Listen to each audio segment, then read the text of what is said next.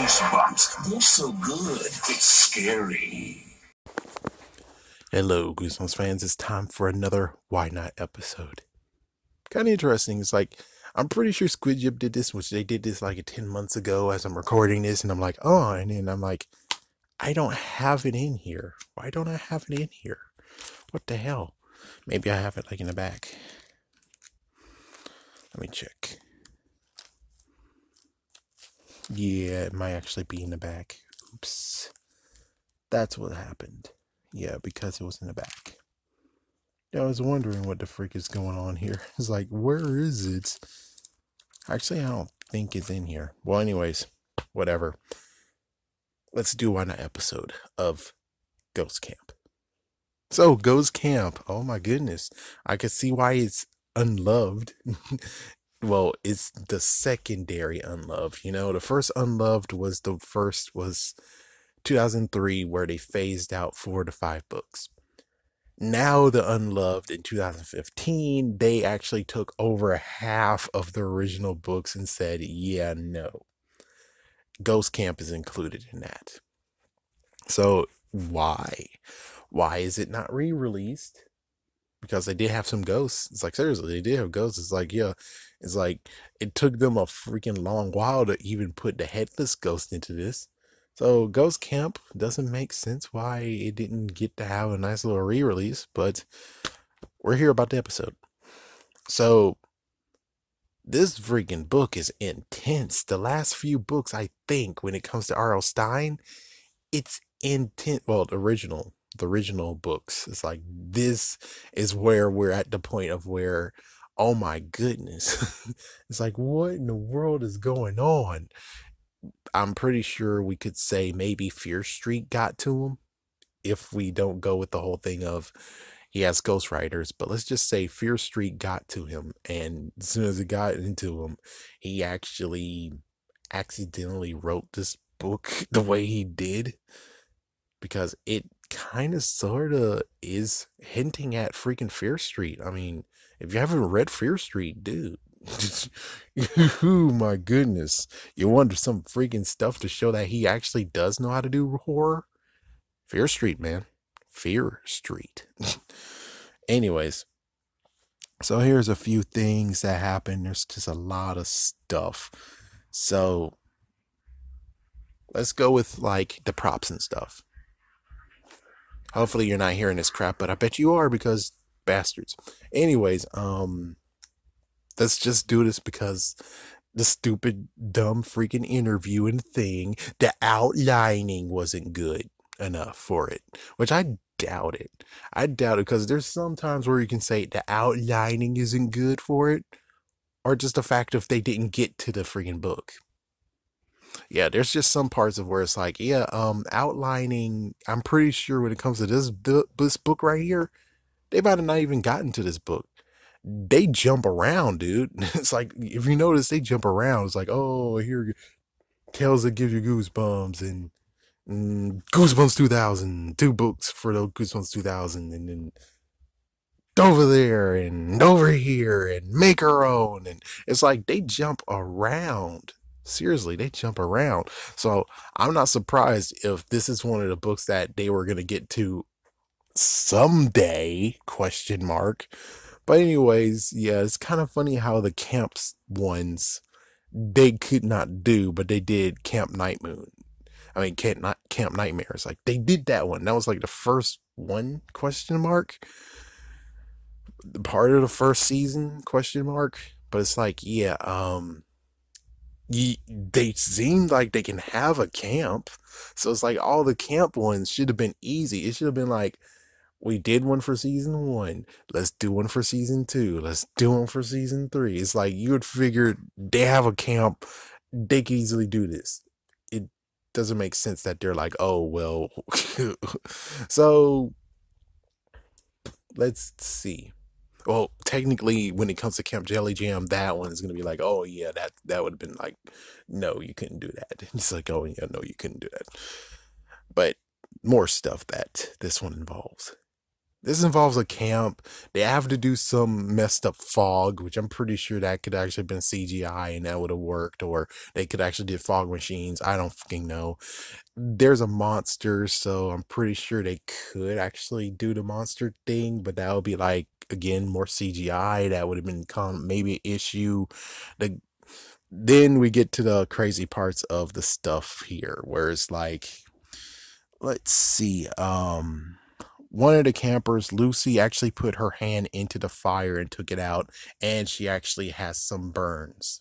Well, basically, they're gonna have to put like fire deterrent on the girl, and the girl will stick her hand in there. And so, usually, already that's a red flag. Could they dance around it? Yes, but there's even more stuff where it's like they can't really dance around this.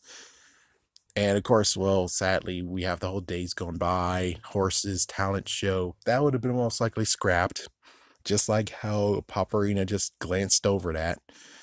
A floating camper for a split second, that's possible. A girl found in the water, head down as if drowned, and then she comes back up. It's like, that's kind of borderline pushing it.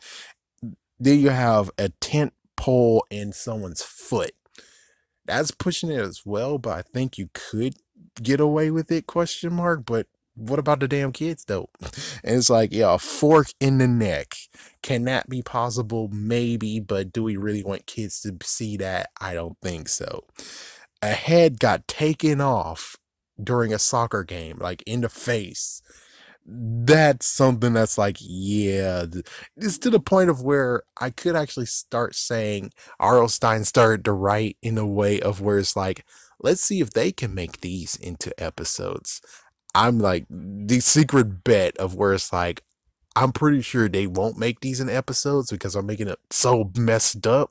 So it's like, let's see if they do it. Let's see. It's like, let's place a bet. It's like, I'm pretty sure there could be a secret bet going on of where he's like, there's some books that he created just to see if they're like, yeah, we can't do that. Let's see some messed up, crazy stuff that kind of reminds me of Tokyo Ghoul, like the first few episodes of where the girl who was a ghoul that actually was like around freaking Kaneki. Yeah, so you have Lucy who's forcing herself on Harry. Oh my goodness. And let's see. Yeah, of course, like I said, the monster, and then all the people, all the girl, I mean, all the ghouls, all the ghosts fight, and then they just turn into nothing. Not to mention, what about the blue goop? But I'm pretty sure the blue goop is easy to freaking make. That would have been cool. So when it comes straight down to it, this episode could have happened, but the thing is that there's so much stuff in this that makes you say the CGI might be an issue to them, question mark. And what's worse is the freaking bodily harm they have to demonstrate on screen via the freaking actors. The kid actors have to have that done to them. Not really, but it's like there's some things where it's like they're borderline going for it.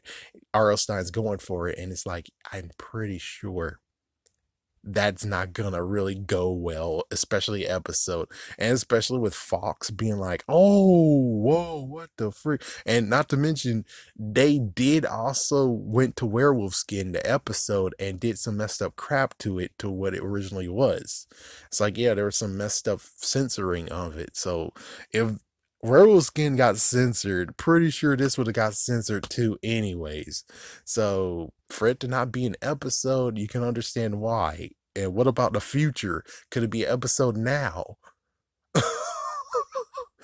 You're kidding, right? You think you're gonna do that? No, I'm pretty sure they have a big list of ones that they most likely don't want them to do and turn into an episode. That's old books. I mean, I Live in Your Basement, chances are, might be on that list. Werewolf Skin is going to most likely be on that list. And this Ghost Camp is most likely going to be on that list. There's just no escaping it. It's like, this one's like freaking horribly torturing. Wow. It's like, gee whiz. Oh my goodness. Oh my goodness. Anyways, I'm just gonna leave now, but just good lord on the whole freaking thing that happened in this whole entire book where it's like they love to play pranks. And oh yeah, I can't leave without saying this funny moment is the fact of, if you notice, they have three names in here, maybe even four. I'm not sure. I don't think Lucy counts, and Chris could count if you want to. But anyways, there's three names in here that actually are Home Alone based, believe it or not. Marv and Harry, they were in the first two movies. And sadly, Marv was in the fourth movie. And then Alex was the actual name of the kid in the third movie. And Chris Columbus, he's the one responsible to help make the movie franchise to something, even though it's not really a franchise. It's just two movies that came out, and then the rest of them, I think he was involved with the third one, but the fourth and fifth, oh hell no. Anyways, it's kind of interesting that that's true.